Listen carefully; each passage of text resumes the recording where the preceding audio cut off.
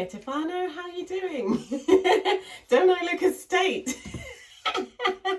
So in today's vlog, we are going to, I've got my conditioner here, I'm going to teach you how I condition my 4C Afro hair, which you can see is amazing and growing, doing quite well. So I have right here Pantene 3-Minute Miracle. I've discovered this is really like cheap drugstore item that I really love, and I'm just going to literally apply it to my hands, get it a bit warm, body temperature, and then apply.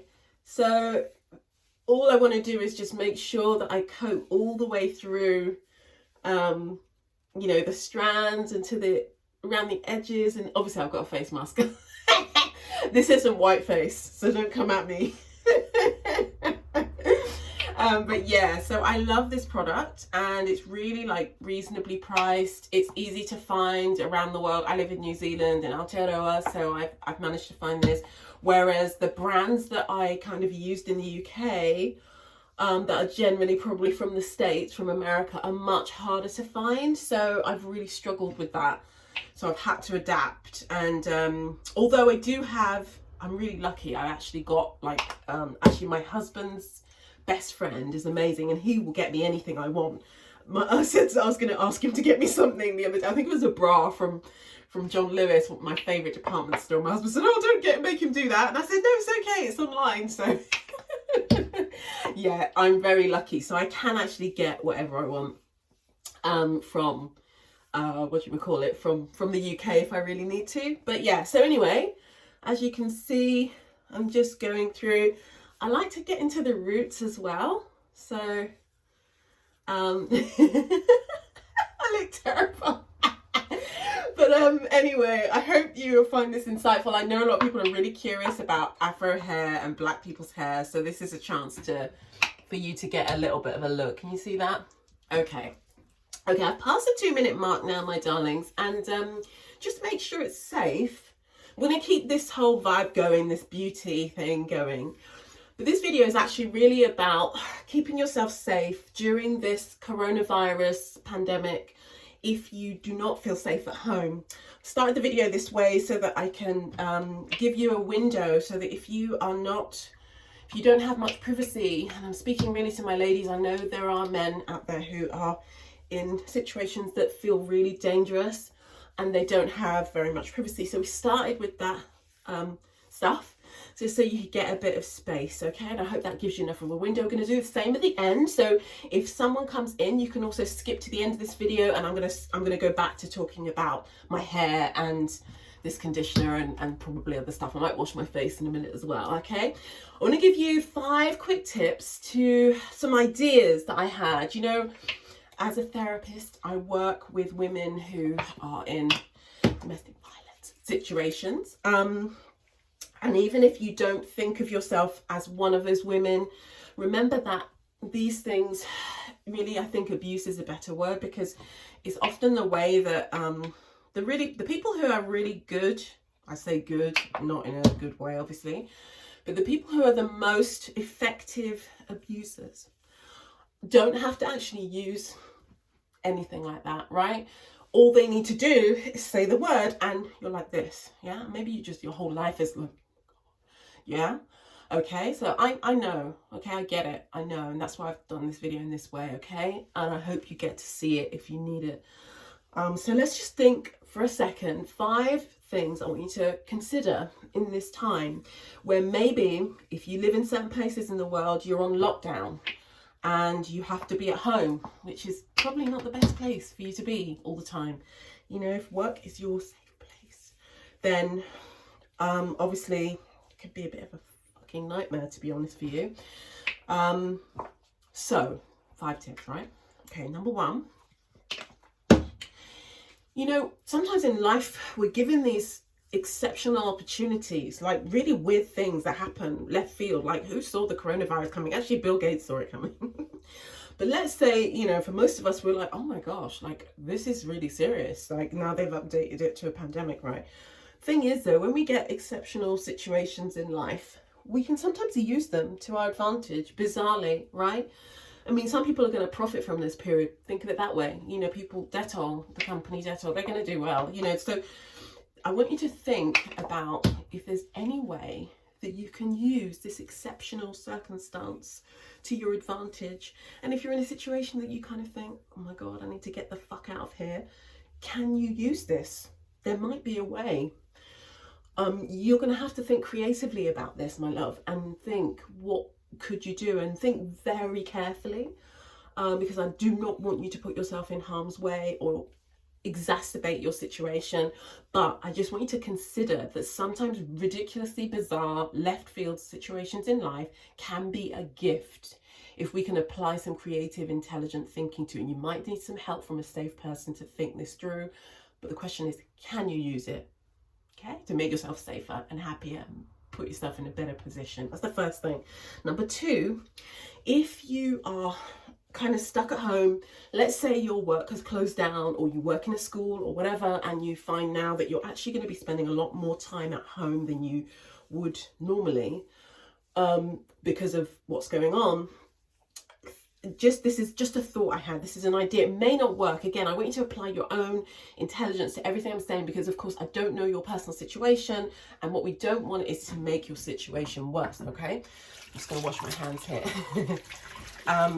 However, maybe, is there a way that you could set up a kind of buddy system with someone at work, so that, you know, the line would be that you're going to use, this might be useful, it might not, think about it.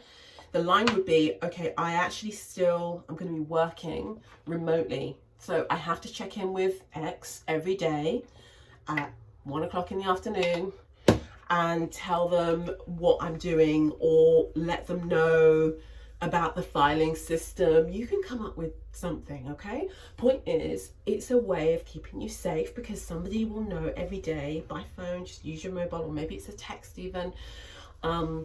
And, you know, think about maybe a code word as well, if you can, if it doesn't even feel safe to put in actual text or to make an actual phone call. But that might be a really useful way, just to make sure that somebody knows that you're okay. All right, my love? So that's just a thought I had.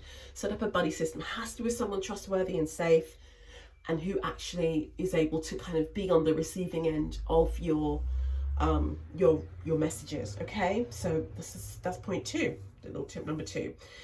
Number three, again, this is about kind of maybe using the situation to your advantage, and also just a note about pets, because, you know, I know that quite often the pet in your life is probably like your baby, and it's also the reason why maybe you haven't left, because you know that it wouldn't survive. Dog, cat, whatever it is, you know, you hold that animal close to your heart. And in some cases, I know that it just feels like I'm never going to leave my dog because he would kill her or whatever. So I get it. But again, can you use a situation? Can you say, I'm going to go for a walk around the block? Yeah, we're in quarantine or whatever, but, you know, I actually am going to go out in the back garden for a second. Can you use that as a way to get yourself safe? It's just a thought. I'm not sure your circumstances. Obviously, I can never know, but it's just a thought. Again, to use the circumstances, these exceptional circumstances, to your advantage, okay? The other thing I wanted to say, I read something today, was about the use of shelters and safe spaces. Obviously, you'd be concerned about sharing your space with strangers, and like, oh my God, that's the last thing you want to be doing when this virus is taking hold around the world. Thing is that you need to keep in mind that they are aware too, so they're going to have their own protocols to keep all the spaces extra clean. You know, there's always the option to get a bit more disinfectant. You know, if you're one of those people, I'm like that, I like my spaces clean and I don't like sharing spaces, I get it, but it's about your safety, it's about keeping you alive and keeping you well, and more than that, more than just surviving, it's about keeping you happy. So my hope is that if it's something that you've put off because you think, I can't do it now because of this bloody virus, well, you know, keep in mind that the shelters are aware and that it's still the right time to seek that shelter, seek that safety, okay? Don't let that put you off, okay? Because they're still open for people who need them. So another point for you to consider. All right. Final point is that I want to say, and this is based on my own experience of working with clients and patients who, for whom this stuff is relevant. Okay, I'm not going to say too many words that in case anyone's listening. Point is, you need to know that, you know, in life, in my way of thinking, and I'm not saying this has to be your way, okay, my love, but to my mind, there comes a point where a lie is no longer a lie. You know, sometimes the people I've worked with in these kinds of situations say things like, but I don't want to lie. I don't want to lie to this person. And again, to others hearing that, it might sound like, well, why, just get out and stuff. But of course, you know, you may be in a place where it's like, well, is this bad? Am I just crazy? You know, that's actually part of the whole thing. And of course, if you're in it, it's really, really hard to see past anything, to be honest with you. And so I don't want to add to the sense of, I don't know what is real and what isn't for you. I'm not going to, because I don't know your personal situation, but all I wanted to tell you, my darling, is that it's sometimes a lie is no longer a lie if it's about keeping you safe, okay? If it's about getting you to a better place, and if it's about preserving your life, actually.